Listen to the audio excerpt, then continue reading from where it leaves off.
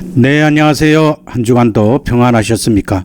오늘도 수요 성경 공부 성경 청론 제113강 고린도전서 7장에서 16장 말씀을 통하여서 교회의 방언과 성찬, 부활에 대해서 공부하도록 하겠습니다. 사도 바울은 지금까지 전해들은 여러 문제들에 대한 응답을 마친 후 이제 고린도 교인들이 보내온 서신에 대한 답변을 시작합니다.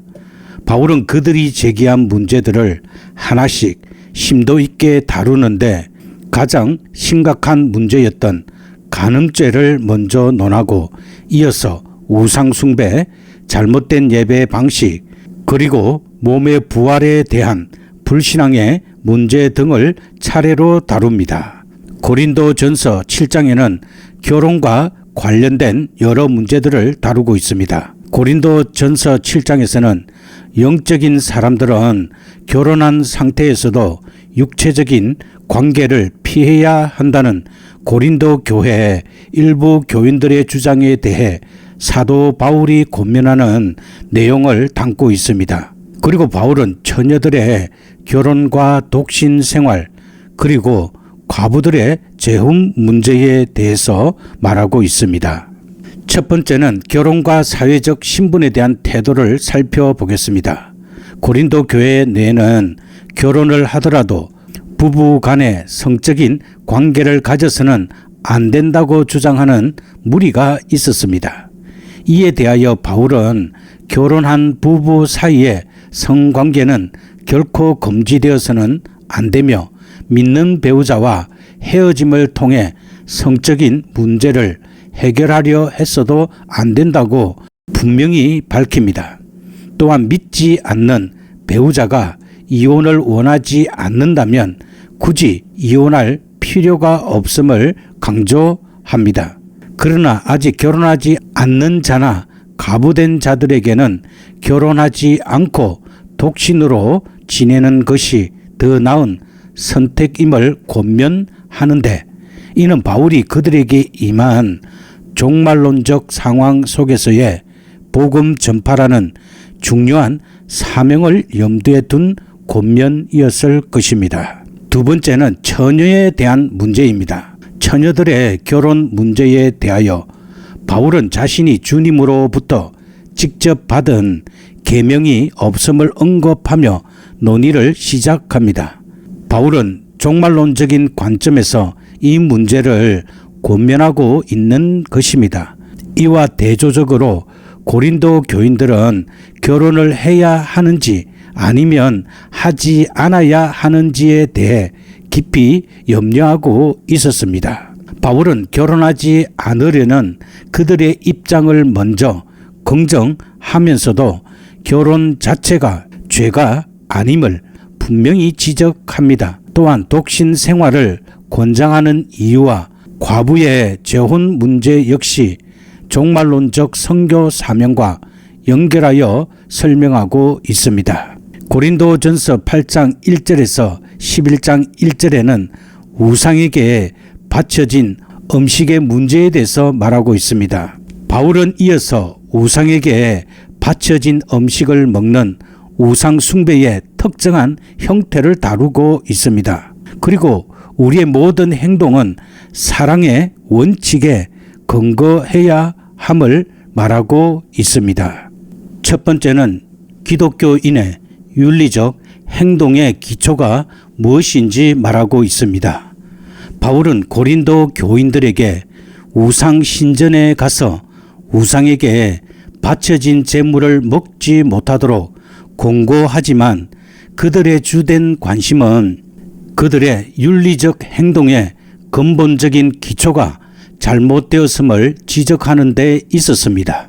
고린도 교인들은 우상 제물이 실질적으로 아무것도 아니라는 지식을 가지고 있었기에 그것을 먹을 자유가 있다고 주장했습니다.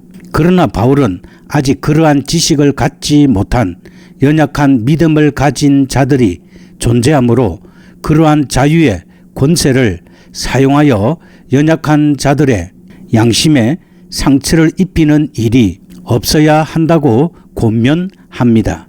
이는 기독교인의 윤리적 행동은 지식이나 자유가 아닌 사랑에 기초해야 하기 때문입니다. 두 번째는 사도 바울 자신의 사도적 변호를 말하고 있습니다.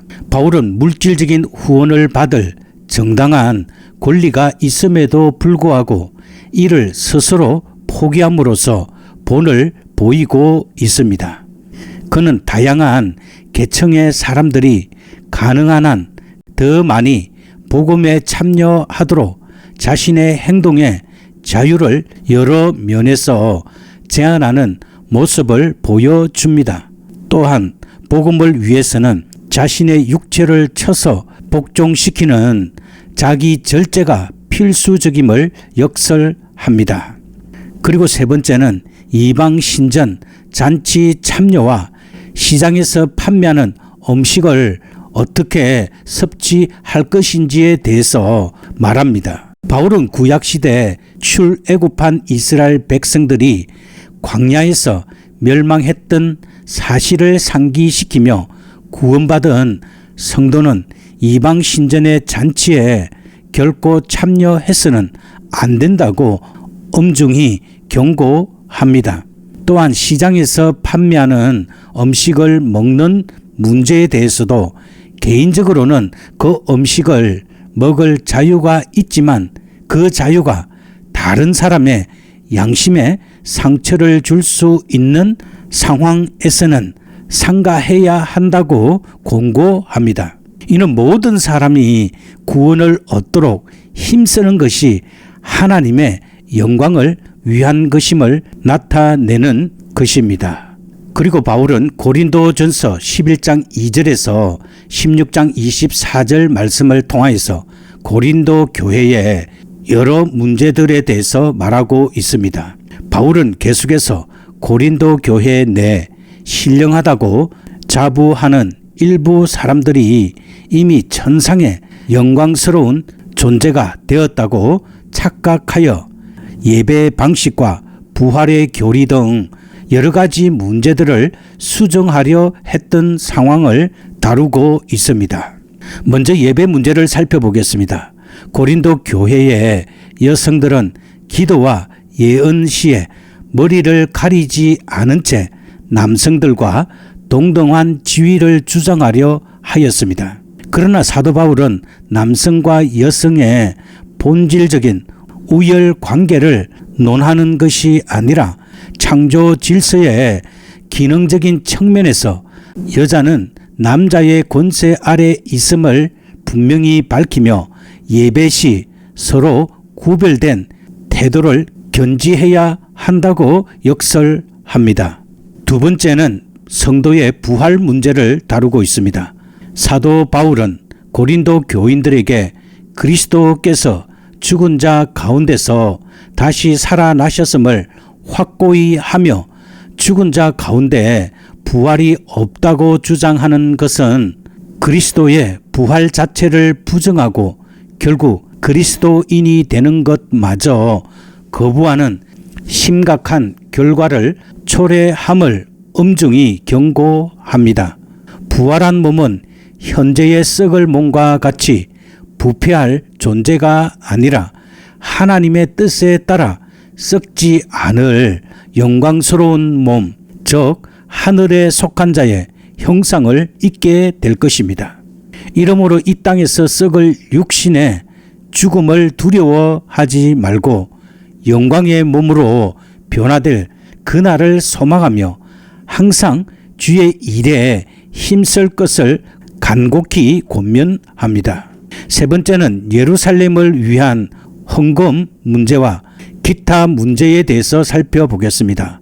고린도 교회는 앞서 언급된 문제들 외에도 예루살렘의 가난한 성도들을 위한 모금과 그 전달 방식에 대해 바울에게 문의하였습니다. 이에 바울은 그들에게 자신의 방문 계획을 알리고 먼저 디모데를 보낼 것임을 전합니다. 또한 아볼로를 보내달라는 그들의 요청에 응답하며 너희 모든 일을 사랑으로 행하라 라고 고린도전서 16장 14절에서 권면을 덧붙인 후 다시 주님의 재림이라는 미래의 종말을 준비하는 삶을 살 것을 촉구합니다. 고린도 교회 내에는 헬라의 영육 이원론적 관점에 기반하여 구체적인 방탕한 삶을 죄로 여기지 않는 무리가 존재했습니다. 그 결과 현실의 삶 속에서 수많은 문제들이 야기되었습니다. 이에 바울은 성도의 현재 삶은 미래의 주님 재림과 몸의 부활을 준비하는 과정임을 분명히 밝히고 항상 주의 일에 힘쓰는 자들이 되어야 함을 강조합니다. 복음에 빚진 자로서 끊임없이 더 많은 사람을 구원하는 주의 사업에 매진해야 할 것입니다. 그리고 고린도 교회의 잘못된 행위들은 무엇인지 간략하게 살펴보겠습니다. 초대교회 당시에는 성도 간의 친밀한 교제를 목적으로 하는 애찬을 먼저 행하고 그 가운데 주의 십자가의 대속적인 죽음을 기념하는 성찬을 거행하는 것이 일반적인 관례였습니다. 그러나 고린도 교회에서는 이 애찬과 성찬의 본래적인 의미를 망각하고 그 실행 과정에서 심각한 오류들을 범하였습니다. 먼저 애찬에 대하여 살펴보겠습니다. 첫째, 성도 간의 진정한 교제보다는 단순히 먹고 마시는 일에 더 집중하는 경향을 보였습니다. 둘째, 부유한 자들은 배불리 먹었으나 가난한 자들은 굶주리는 불평등한 상황이 발생했습니다. 셋째, 부자들과 가난한 자들 사이에 파당을 짓는 등 공동체의 분열을 초래했습니다. 넷째, 거룩한 하나님의 교회의 중요한 의식의 가치를 스스로 격화시키는 결과를 낳았습니다. 그리고 성찬의 문제에 대해서 살펴보겠습니다. 첫째, 떡과 포도주는 주님의 살과 피로 함부로 대하는 모독적인 행위를 저질렀습니다. 둘째, 주의 십자가의 대속적인 고난과 은혜의 깊은 의미를 망각하고 경홀히 여겼습니다. 셋째, 주의 십자가 죽음이라는 극단적인 결과를 초래한 죄의 심각성을 제대로 인식하지 못했습니다. 넷째, 성찬식의 본질적인 의의인 구속의 확신과 복음 전파의 소명을 새롭게 다짐하는 기회를 상실하게 만들었습니다. 이제 방언에 대해서 살펴보겠습니다. 첫 번째로 방언의 정의.